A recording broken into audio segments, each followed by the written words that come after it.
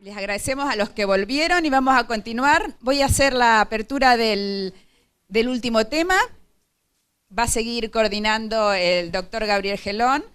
Primero vamos a escuchar al doctor Mauricio Duque Escobar, cofundador de Pequeños Científicos y profesor de la Universidad de los Andes de Colombia. Y como en este tema vamos a hablar sobre ideas, experiencias y desafíos en la construcción del pensamiento científico y tecnológico, vamos a trabajar o escuchar dos de estas ideas, experiencias y desafíos a cargo de Federico Weisbaum, licenciado en Dirección Organizacional Institucional y director de Puerta 18, algo muy interesante para escuchar, y de Cristian Rizzi-Iribarne, máster en Informática, licenciado y profesor en Química, y que está trabajando con las TIC y también las ciencias, por supuesto. Los dejo con Gabriel. Bueno, no, en realidad creo que no tengo mucho más que decir, solo que en este caso ya no estamos tan restringidos por el tema de las políticas, sino son ideas, experiencias y desafíos, es mucho más abierto y podemos ver cosas que puedan venir desde la sociedad civil, desde las universidades o incluso desde los estados, digamos, también como políticas, pero no restringidos solamente a eso. Así que bueno, los dejo con Mauricio en realidad. Bienvenido y gracias. Bueno, muchas gracias por la invitación. Voy a tratar de presentarles algunos temas que hemos venido trabajando en Colombia en torno a esta idea de STEM. Como le puse el título a la presentación, la educación STEM no es una opción, es una necesidad. Cada vez hay más evidencia sobre la necesidad de contar con este tipo de formación para todos los ciudadanos. ¿Qué busco presentar acá? Una visión de qué es STEM y para qué sirve, dentro de las múltiples visiones que existen, una alternativa para llevar esa educación STEM en ciencia, tecnología, ingeniería y matemáticas al aula, y una estrategia de ampliación, porque finalmente lo que nos importa es poder tener estrategias que puedan ser llevadas a toda la población y no simplemente a unas pocas instituciones escolares. ¿De dónde sale la necesidad de STEM? Cuando uno mira las estadísticas americanas, en Estados Unidos aproximadamente el 4% de la fuerza laboral viene de estas áreas STEM. Sin embargo, de una u otra forma son los responsables para generar los puestos de trabajo para el 96% restante, dado que básicamente casi todo lo que hacemos tiene que ver con ciencia y tecnología en la actualidad. ¿Cuáles son los objetivos de la formación STEM? Tiene varios objetivos. Uno primero es productividad y empleo. Se requiere aumentar el número de estudiantes que siguen carreras STEM. Recientemente, en el comienzo de la administración Obama, se habló de generar al menos 1 millón de nuevos egresados de estas carreras. Un reto enorme para un país. La mayor parte de los países desarrollados, una preocupación permanente es cómo contar con suficientes científicos e ingenieros que muevan la innovación del país. Un segundo tema es el de equidad y es aumentar la participación de las mujeres y las minorías en estas carreras que tienen un gran impacto dentro de la sociedad. Y uno tercero, que hasta cierto punto es el más importante, es el de ciudadanía. Cada vez es más frecuente tener que participar en debates sociales donde el trasfondo es de corte científico y tecnológico y poder estar frente a una toma de decisiones de forma ilustrada resulta fundamental en cualquier democracia del siglo XXI. ¿Por qué razón sucede esto? Porque básicamente la mayor parte de puestos de trabajo a todos los niveles requiere de conocimientos STEM y las decisiones individuales y sociales de manera creciente requieren de algunas comprensiones en STEM. Hay que hablar de cualquiera de los debates de actualidad, calentamiento global, problemas de género, diferencias en los aprendizajes, etcétera, forzosamente caen sobre estos temas. La educación, de hecho, cada vez está más permeada con la investigación científica.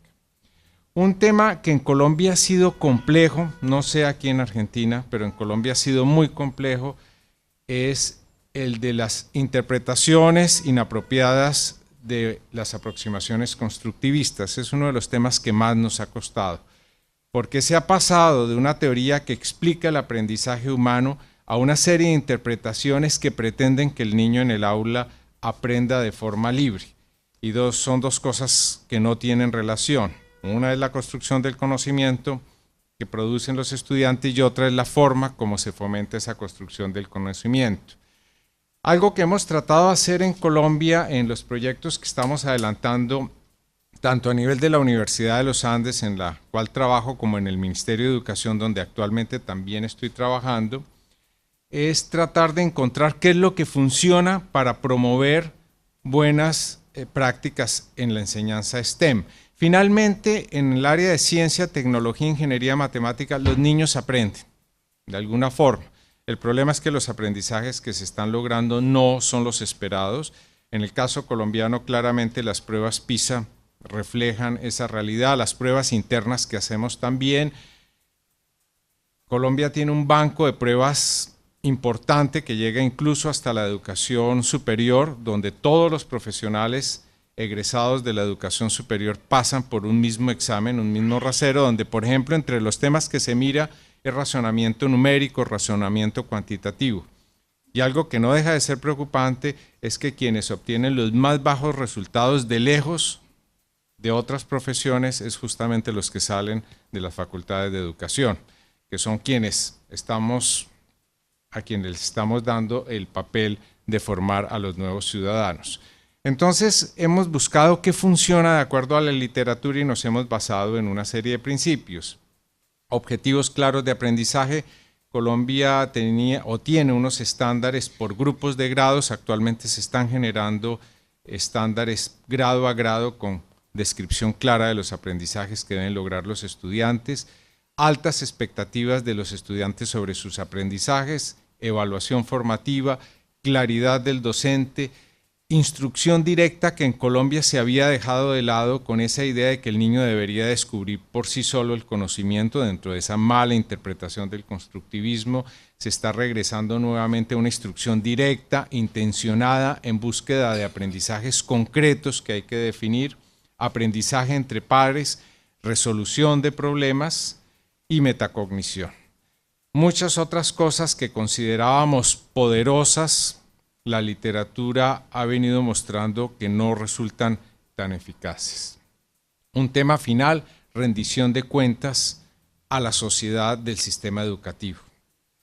El lugar más público debería ser un salón de clases y eso actualmente no está sucediendo. En educación STEM existe una gran variedad de aproximaciones que van desde simplemente decir que porque se está enseñando ciencia, tecnología, matemáticas y algunos aspectos ahí relacionados con ingeniería que es mucho menos común, ya estamos en un ámbito STEM. Del otro lado están las propuestas integradoras que pretenden abordar las temáticas de forma integrada. La evidencia y la literatura actual parece mostrar que el camino tal vez está en el medio de ambas cosas, que una integración completa resulta compleja, requiere de unos docentes que no tenemos y que ni siquiera los países desarrollados logran tener. En consecuencia es mejor ir hacia un punto intermedio en el cual más bien le damos identidad a la enseñanza de cada una de las disciplinas, pero buscamos conexiones explícitas y evidentes para que los estudiantes conecten de un lado a otro. El espacio de las ciencias naturales es un espacio bastante rico para el desarrollo de habilidades matemáticas, para el desarrollo de comunicación, para el desarrollo de algunas actividades de tecnología. El área de tecnología es un área muy interesante para promover ciertas aproximaciones a los fenómenos científicos. El área de matemáticas es un área muy interesante para fortalecer el pensamiento científico y la capacidad de analizar datos y cifras. Entonces, la aproximación que nosotros hemos optado en el programa Pequeños Científicos, que es un programa manejado, digamos, liderado por una red de unas 7 universidades, varía en función de los años. Estamos basados en una aproximación de ciencias por indagación muy parecida a la que la profesora Furman propone. De hecho, hemos colaborado desde años atrás. En matemáticas optamos por una aproximación por resolución de problemas, dado que la habilidad de resolución de problemas es un tema central en el desarrollo de las personas. toda el área de tecnología e ingeniería estamos buscando una aproximación a partir de pequeños proyectos que le permitan al estudiante aproximar problemas pequeños, reales y buscarle soluciones, porque finalmente la tecnología y la ingeniería se preocupan no del por qué, sino cómo resolver las cosas. Y buscamos más una aproximación por integración que una aproximación de conexión plena entre las áreas. El trabajo que hemos venido adelantando es un trabajo conjunto entre el Ministerio de Educación Nacional de Colombia, la Universidad de los Andes y otras universidades que hemos conformado un consorcio para trabajar con el Ministerio, y en el caso particular de lo que les voy a mostrar a continuación, una organización ubicada en Canadá, Quebec, que ha venido trabajando desde hace unos 15 años en educación STEM y que ha tenido unos desarrollos que nos consideramos interesantes en la aproximación a las matemáticas. Nosotros empezamos como un programa de enseñanza de ciencia y tecnología y posteriormente hemos querido involucrar las matemáticas, pero buscamos bastante para encontrar una opción que fuera consistente y coherente con lo que veníamos haciendo en el caso de ciencias. Y ahí lo que hicimos fue un desarrollo el año anterior de un conjunto de materiales educativos para llevar al aula para los grados 1 a 5 en el caso colombiano. Esta es una aproximación de matemáticas que mezcla dos cosas interesantes. Algunas de las aproximaciones para la enseñanza de la matemática se habían basado en la resolución de problemas de forma única, de modo que se esperaba que a partir de la solución de los problemas los niños iban a aprender matemáticas. Este tipo de aproximación no es muy útil y no funciona bien porque finalmente no necesariamente en la solución de un problema se aprende todo lo que se debe aprender. En muchos casos los estudiantes llegan a la solución por métodos de ensayo y error sin que se logren los aprendizajes que se quieren. Entonces, este método mezcló dos cosas que son muy interesantes: la resolución de problemas con la enseñanza explícita y directa de habilidades y conceptos matemáticos.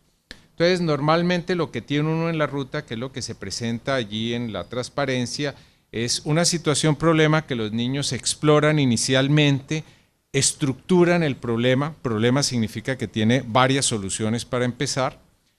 Posteriormente, los niños pasan por una serie de actividades que se denominan, en esto que se desarrolló con Canadá, centros de aprendizaje, donde de forma explícita los niños van desarrollando habilidades utilizando algo que es muy común en la matemática reciente: trabajar primero con elementos concretos, hands-on en actividades concretas y manipulación, para pasar sobre aspectos más pictóricos que permiten bosquejear y dibujar los conceptos para finalmente caer en la matemática abstracta de los símbolos. Cada uno de estos centros de aprendizaje aborda uno o dos conceptos, habilidades que son necesarias en la solución del problema. En ese sentido, el problema lo que le da es un contexto claro para el aprendizaje, de modo que el estudiante sabe para qué está aprendiendo las cosas.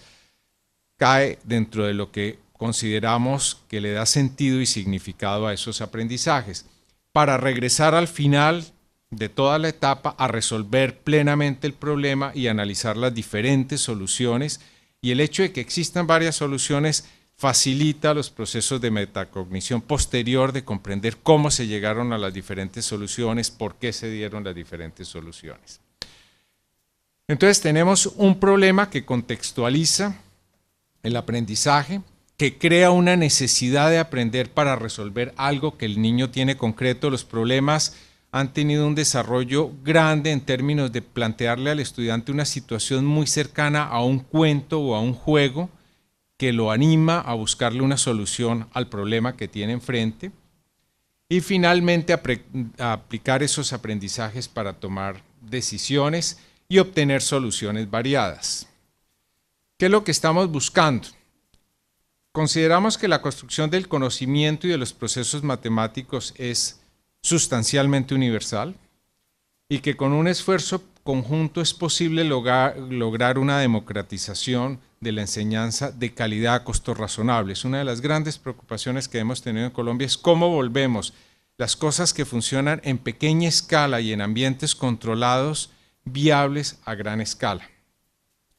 Para ello estamos trabajando con diferentes medios, tanto formación tradicional como en línea, para poder acompañar a los docentes dentro de estos procesos. ¿Cuáles retos tenemos actualmente? Estamos trabajando en el desarrollo de soportes en línea que le den al docente idea de cómo adelantar las diferentes actividades. Nos hemos encontrado que centros de aprendizaje para primer grado a muchos docentes les cuesta trabajo comprender qué es lo que se está manipulando matemáticamente allí. Y estamos hablando de simples sumas, simplemente utilizar elementos para modelar, por ejemplo, la suma.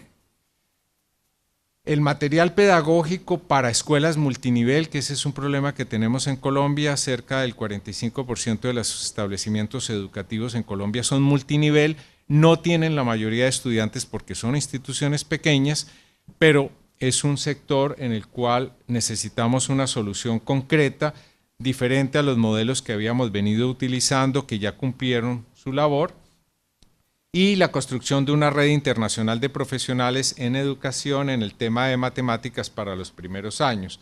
Acá hay algunas de las guías que estamos trabajando. Cada guía está montada sobre un cuento, una historia que es una situación, problema atractiva para los estudiantes y que pues lo que buscamos es básicamente generar ese deseo de aprender. A nivel masivo en Colombia, ¿qué estamos haciendo? Eso es interesante. Estamos trabajando con cerca de 80.000 docentes en el país. Para ello, el Ministerio de Educación tiene un equipo en la actualidad de aproximadamente 4.000 facilitadores que están por todo el territorio nacional. Se están sacando lo que hemos denominado los derechos básicos de aprendizaje, entendidos como aquellos aprendizajes a los cuales tiene derecho el estudiante. En Colombia nos habíamos quedado del lado de que el estudiante es quien construye el conocimiento y entonces si no lo construye, el problema es del estudiante. Nos hemos pasado hacia el lado de que la sociedad tiene que garantizar ese derecho fundamental de los estudiantes. Estamos desarrollando instrumentos de evaluación acordes con esas visiones. Hay un tema que se introdujo el año pasado que es el índice sintético de calidad, que lo que hace es plantear un indicador que está basado en 3 elementos: el progreso en las pruebas estandarizadas, los niveles de repitencia y deserción y finalmente el clima de aula. Y a cada institución del país se le puso una meta de mejoramiento. El año pasado, por primera vez después de décadas, el sistema educativo colombiano se movió en la buena dirección. Esto es, establecimientos educativos que tenían un índice que se mide entre 0 y 10, nunca se pone menos de 1, porque tenemos algunas instituciones que están cerca al 0, pero el mínimo se está poniendo 1, que efectivamente lograron progresar por el hecho de haber definido claramente los objetivos de aprendizaje y haberle puesto a la institución rendición de cuentas a la sociedad, porque los índices son visibles a toda la sociedad, padres de familia, y se publican. Estamos trabajando con cerca de 2 millones de estudiantes y en matemáticas en particular estamos trabajando con 2 orientaciones en este momento, lo que llamamos PREST, que son las guías que les acabo de describir, y algunos textos provenientes de Singapur que se han utilizado en el continente latinoamericano, en la parte latinoamericana, particularmente en Chile. Lo que es cierto es que ese cambio no ha sido fácil y hay mucho camino por recorrer. Los resultados hasta ahora son pequeños en los progresos, sin embargo, se están viendo algunos resultados. Quiero cerrar con algunas conclusiones que son importantes desde mi perspectiva. Algo que ha costado mucho trabajo en Colombia es cambiar las decisiones en educación desde las creencias que se tienen y los mitos hacia decisiones sustentadas en evidencias científicas y en estudios empíricos. Ese cambio ha sido muy complejo y pues ha dado bastantes vueltas y los debates que hemos tenido son bastante grandes. La comunidad educativa tendemos a basarnos en creencias y mitos y a menudo uno dice yo creo, yo pienso, en lugar de decir tengo estos elementos, tengo estas evidencias que me permiten tomar decisiones. Un tema crítico que hemos visto, el de los materiales educativos de calidad. No es posible mover el sistema educativo si no se cuenta con buenos materiales de calidad, con niveles de prescripción altos en el caso colombiano, para poderle ayudar a los docentes a dar el paso que deben dar. Hay que andamiar ese proceso de construcción dentro del sistema educativo. El tema de evaluación y acompañamiento son fundamentales también dentro de ese proceso. Un problema es que el acompañamiento es muy costoso y tenemos que buscar estrategias para lograrlo. La expresión de los aprendizajes debe lograr que tanto docentes como estudiantes tengan clarísimo lo que deben lograr. El paso que estamos dando desde unos estándares nacionales generales muy bonitos, pero muy complejos de comprender y descifrar, hacia una expresión mucho más clara de los aprendizajes. En este momento estamos produciendo la segunda versión de los derechos básicos de aprendizaje, que sale más o menos en un mes con el nuevo índice sintético de la calidad educativa. Y una vuelta que ha sido también compleja, que no parece evidente a priori, pero que es fundamental, es dejar de centrarnos tanto en la enseñanza para centrarnos más en los aprendizajes y lo que efectivamente se está logrando. Muchas gracias.